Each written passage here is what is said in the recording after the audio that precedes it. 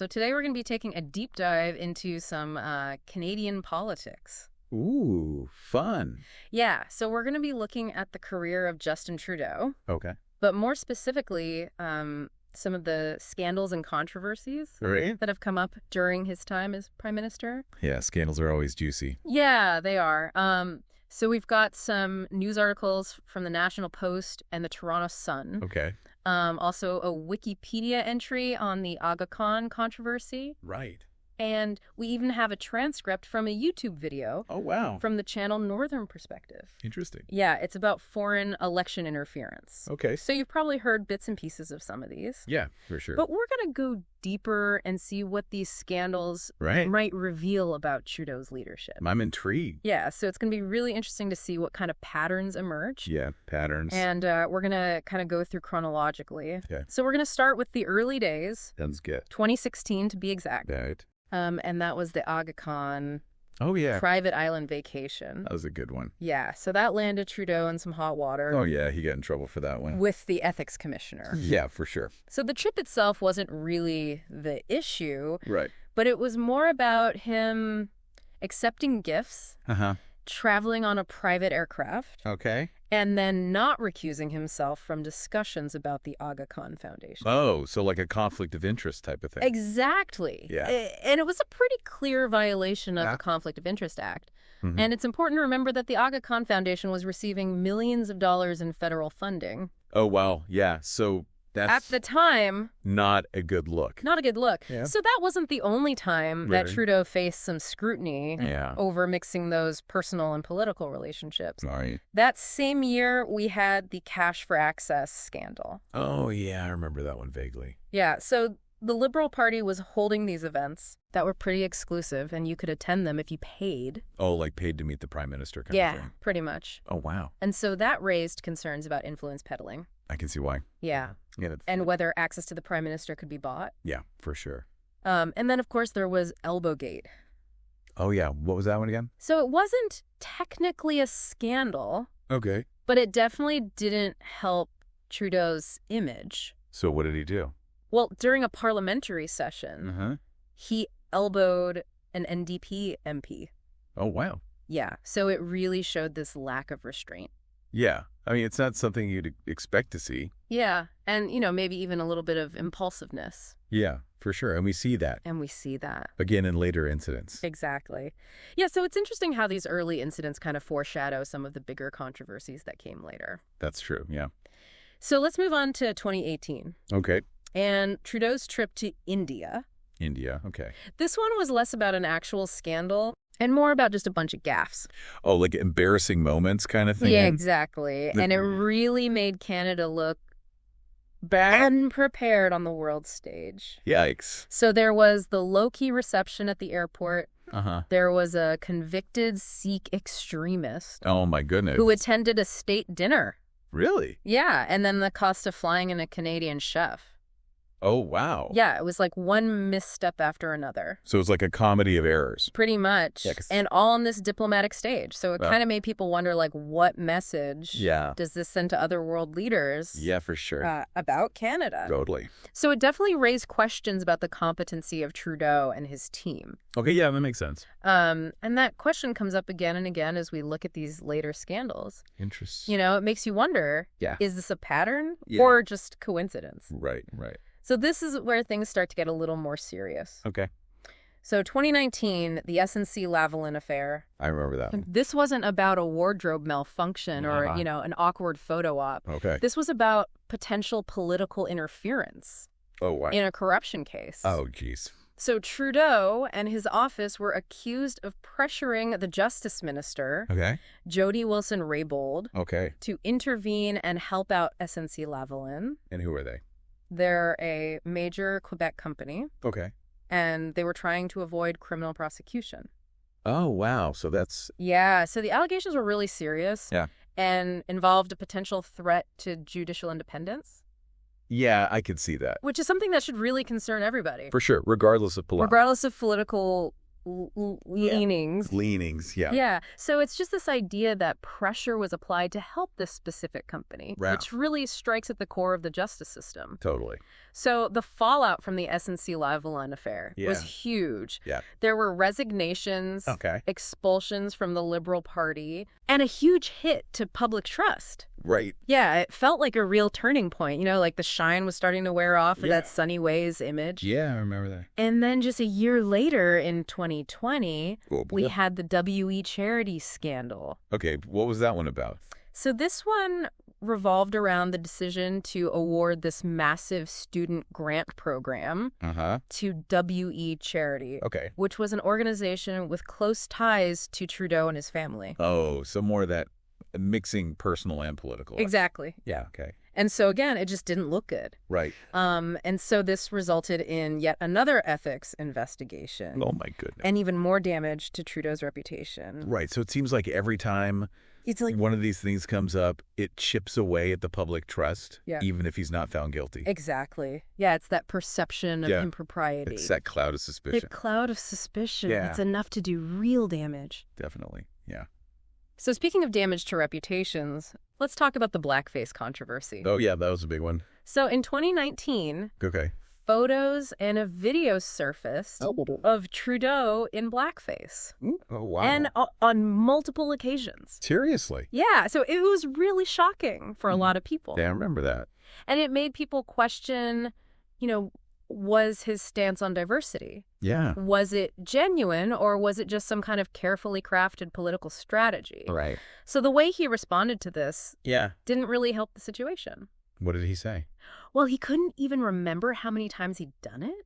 Really? Yeah, so it suggested that he didn't really understand the seriousness of what he had done. Yeah, that's a major lapse in judgment. Huge lapse in judgment. Yeah. So it forced Canadians to kind of face some uncomfortable truths about racism in our society. For sure. So it wasn't just a political misstep. It was something that made people really question Trudeau's character. Yeah, I can see that. So Trudeau apologized, but the damage was done. Right. And it brought up this question, you know, can we or should we even separate a leader's personal conduct from their ability to actually govern? That's a tough one. Yeah, it's a complex question. It is. And then in 2022, Canada was rocked by the Freedom Convoy protests. Oh, yeah, that was something else. So these demonstrations started because of the vaccine mandates for truckers. Right.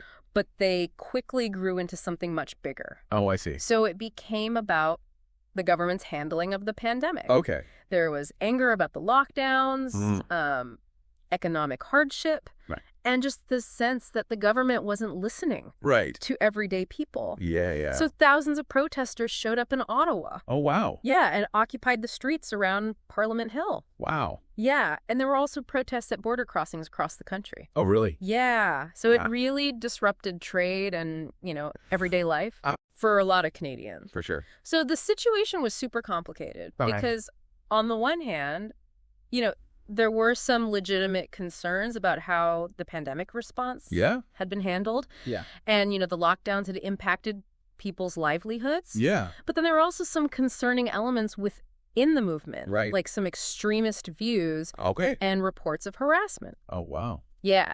So the government's response was also controversial. Okay, how so? Well, Trudeau decided to invoke the Emergencies Act. Oh, what's that? Well, it's this law that's rarely used. Okay.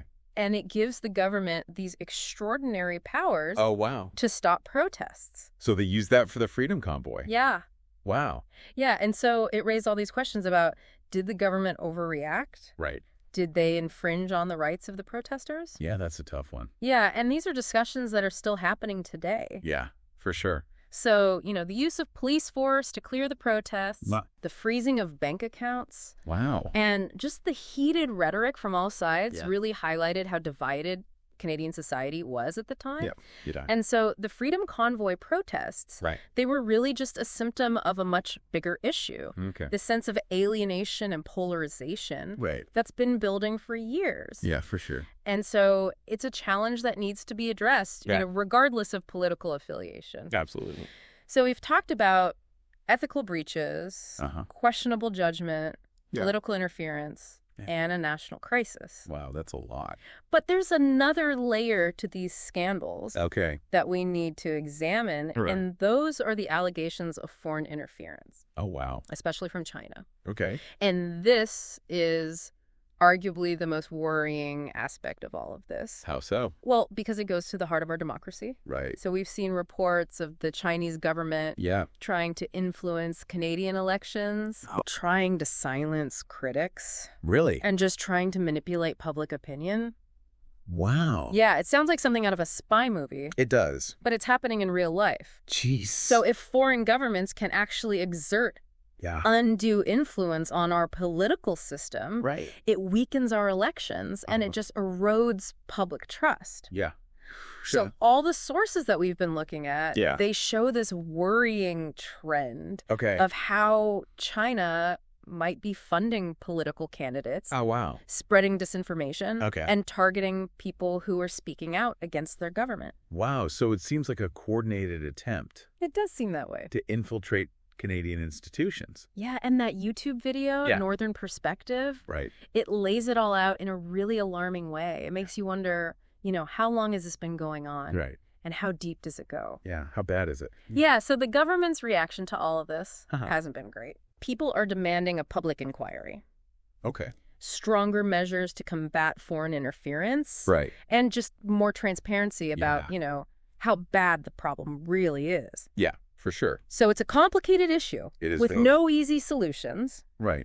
But we need to take this threat seriously. Yeah, definitely. If we want to protect our democracy for sure, and keep our political system free from outside control. Absolutely. We have to act. Yeah, we can't just sit on our hands and do nothing. Exactly. So it's interesting how each of these controversies, they range from minor missteps to serious allegations. Yeah. They all highlight a potential vulnerability in our system. I see that. It makes you wonder about the ethical standards within the government and why these things keep happening. Yeah, for sure. So all these scandals, they raise a lot of questions. Yeah, like what will this mean for Trudeau's legacy?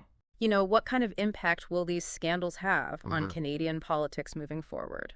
Yeah, those are good questions. So those are all questions that we're going to explore further in the next part of our deep dive. All right, I'm excited. Yeah, because understanding these patterns and implications is really important if we want to build a better, more ethical political system. I agree. Yeah, I think you hit on something important here. Oh, yeah. We're not just gossiping about politics. We're trying to understand how these events affect our democracy. For sure. And what we can do as citizens to expect better from our leaders. Absolutely. So stay tuned as we continue exploring Justin Trudeau's time in office. Looking forward to it. We've got more to uncover. Okay. And what we find may surprise you. Ooh, I love a good surprise. We were just talking about foreign interference. Yeah. Pretty crazy stuff. Yeah, it's scary to think about. It is. But let's shift gears for a sec and go back to one of those personal scandals for Trudeau. Right. The blackface controversy. Oh, yeah, that was a big one. So those images that emerged in 2019, it really shook a lot of people. It did.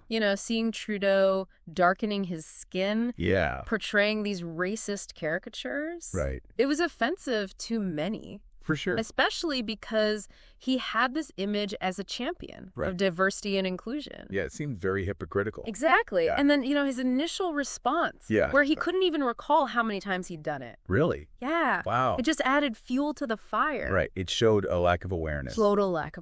About the seriousness of his actions. Yeah, and it just highlighted this disconnect between the image that he was projecting and his past behavior. For sure. So Canadians were forced to confront this uncomfortable reality that racism can exist even in spaces that seem progressive on the surface. Totally. Yeah, it's like you can't just talk the talk. Exactly. You have to walk the walk. So the blackface scandal, it went beyond a political misstep. Right. It made people question Trudeau's character. For sure. His judgment. Yeah. And it sparked this conversation that was much needed about race and racism in Canada. Yeah, absolutely. So speaking of challenging conversations, let's talk about the Freedom Convoy protests. Oh, boy. That gripped Canada in 2022. Yeah, that was something else. So what started as a protest against vaccine mandates. Right, for the truckers. Yeah, for truckers. Yeah. It quickly turned into something much bigger. Right. It became about everything. Yeah, it did. Yeah. So it was about the government's handling of the pandemic. Okay. There was anger over lockdowns, economic hardship. Yeah. And just the sense that the government wasn't listening to the concerns of everyday people. Yeah, a lot of people felt forgotten. Yeah, they did. Yeah. So thousands of protesters occupied the streets around Parliament Hill in Ottawa. Wow. And similar protests popped up at border crossings. Oh, really? Across the country. Wow. So, yeah, it disrupted daily life for a lot of Canadians. For sure. And it had this significant impact on trade. Yeah, I remember that. So it was a complex situation. Okay. Because on the one hand, you had these legitimate concerns about the pandemic response. Right. And, you know, how lockdowns had impacted people's livelihoods. Yeah, for sure. But then you also had these concerning elements within the movement, like those extremist views and reports of harassment and intimidation. Oh, wow. So it was a mixed bag. Yeah, it sounds like that. And the government's decision to invoke the Emergencies Act. Yeah, what was up with that? Well, it was unprecedented. Yeah, I remember that. And it drew a lot of criticism. Rightfully so. So the Emergencies Act is this rarely used law that gives the government these broad powers to deal with national crises. Right. And it allows them to do things that would normally be considered outside their authority. Oh, wow. So invoking it in response to the Freedom Convoy raised questions about whether the government overreacted and whether they infringed on the rights of the protesters. It's a slippery slope. It is. Yeah. And so the use of police force to clear the protests, the freezing of bank accounts, and all the heated rhetoric, it really highlighted just how divided Canadian society was. For sure. At the time. Absolutely. So the Freedom Convoy, it really brought to the surface all this anger, resentment that had been simmering below the surface. Yeah, for a while. For a long time. Yeah. And it exposed this sense of alienation and polarization that political leaders need to address. Yeah, regardless of party. Yeah. So we've talked about ethical lapses, political interference, a national crisis. Yeah. Now let's dig into one of the most concerning layers of these scandals. Okay, what's that? The allegations of foreign interference. Oh, yeah. Particularly from China. Right. And this is arguably the most serious issue that we've discussed today. Okay. Because it strikes at the very heart of our democracy. I see that. So there have been numerous reports of the Chinese government attempting to influence Canadian elections. Oh, wow. Silence critics. Okay. And manipulate public opinion. So basically trying to control the narrative. Pretty much. Wow, that's scary. Yeah, it's like something out of a spy thriller. It is? But it's happening in real life.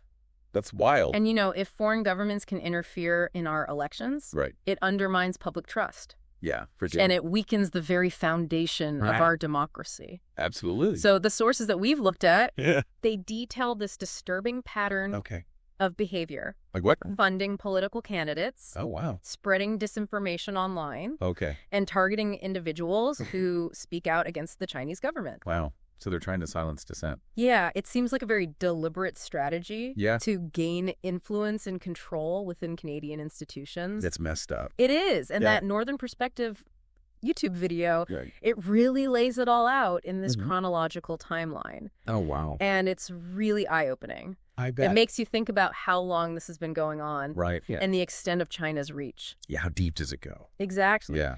And the government's response has been criticized as slow and inadequate. Oh, wow. So there have been calls for a public inquiry to investigate, the full scope of this foreign interference and for stricter measures to protect our democratic processes. Yeah, that makes sense. So this is a complex issue. It is. With no easy solutions. Right. But we can't just ignore it. We can't. We have to take these threats seriously and do everything we can to protect our democracy. Absolutely. And make sure that our elections are fair and free from outside influence. For sure. So it's important to remember that all these scandals and controversies, they reveal these vulnerabilities in our system. Like cracks in the foundation. Exactly. Yeah. And it makes you think about how ethical standards are upheld within the government Yeah. And you know why these things keep happening. Cool. So with all these scandals swirling around, it really makes you wonder about what will it mean for Trudeau's legacy? Yeah. And what kind of impact will these scandals have on Canadian politics moving forward? Yeah, those are good questions. Yeah, so those are all questions that we're going to delve into. In the final part I'm ready of our deep dive. Right. So understanding the implications of all these events is crucial if we want to build a more robust and ethical political system. For sure. So stay tuned for the final part. All right. Can't wait. We've covered a lot of ground. Well, we have. In this deep dive. Yeah, from, like you said, from ethical slip-ups. Yeah. All the way to, like, serious allegations. Potential threats to democracy. It's a lot. Yeah, it's a lot to think about. It can feel kind of overwhelming to consider it all. Yeah, for sure. But the point of this isn't to make you feel cynical or hopeless. Right. You know, we're not trying to do that. Yeah. We want to equip you with the knowledge. Yeah, give you the tools. And the context. Yeah. So that you can have these meaningful conversations. Exactly. About the future of Canada. It's about being informed. Exactly. Yeah. So we're not just here to rehash the headlines or anything. No. You know, we really want to cut through the noise. Yeah, get to the heart of it. And understand what these scandals reveal about the state of Canadian politics and how they might impact you as a citizen. Yeah, because it affects all of us. It does. Yeah. So one of the most significant takeaways from all of this is this corrosive effect that scandals had on public trust. Yeah, for sure. So whether it's an ethical breach or a questionable decision or a full-blown crisis, all these events chip away at our faith. Totally. In institutions, in leaders, in the very idea of democracy. It erodes the foundation. It really does. It's like a crack in the foundation of a house. Oh, yeah. I like that analogy. Even if you repair it, the damage is done. Right. The structure might never be as strong as it once was. That's a good point. So as citizens, we really need to hold our leaders accountable. Yeah, we can't just let them get away with this stuff. We can't. Yeah. So we need to demand transparency, ethical conduct, and a commitment to serving the public good. Yeah, putting the people first. Exactly. Yeah. And we can't just accept this as business as usual. No, we can't become complacent. Exactly. Yeah, right. So we need to be engaged, informed, and willing to ask tough questions. Ask those hard-hitting questions. Exactly. Yeah. Our democracy depends on it. It really does. And it's also important to remember that these scandals don't just happen in a vacuum. Right, they're a symptom of something bigger. Exactly. Yeah. So they often reflect these deeper issues within society. Oh, what kind of issues? Well, think about the economic inequality That that fuels resentment, the social divisions that make it hard to find common ground. Yeah. We're more divided than ever. It seems like it. Yeah. And then the influence of money in politics. Oh, yeah, big time. The spread of misinformation. Right. And the declining trust in traditional media. It's hard to know what to believe these days. It is. Yeah. So these are all factors that contribute to an environment where scandals can thrive. Yeah, it creates fertile ground. It does. And it's a complex web Yeah. of interconnected challenges. For sure. And there's no easy solution. No magic bullet. But recognizing these underlying issues is an important first step. Yeah, awareness is key. It is. Yeah. And it's interesting. That's that. Scandals, despite their negative impacts, they can sometimes be a catalyst. Really? For positive change. Oh, interesting. Yeah, so they force us to confront uncomfortable truths about ourselves and about our society. I see that. And they push us to re-examine our assumptions. Right. And demand better from our political system. So it's like a wake-up call. It is. Yeah. You know, reminding us that democracy is fragile and requires constant vigilance. Yeah, we can't take it for granted. We can't. So, as we wrap up this deep dive into Justin Trudeau's scandals, we want to leave you with this thought. Okay, I'm listening. The future of Canadian politics isn't predetermined. Right. It's shaped by the choices we make, the conversations we engage in, and the actions we take. So we all have a role to play. We do. Okay. So don't give in to cynicism. Yeah. Get involved. Yes. Stay informed. And demand better from our leaders. I like it. So we only scratched the surface today. Okay. There's so much more information out there. Yeah. Waiting to be explored. So keep digging. Keep digging. Yeah. Keep questioning. Ask those tough questions. And keep pushing for a more just and equitable society. Well said. Because ultimately the future of Canada is in our hands. I agree. Thanks for having me. Thanks for joining me.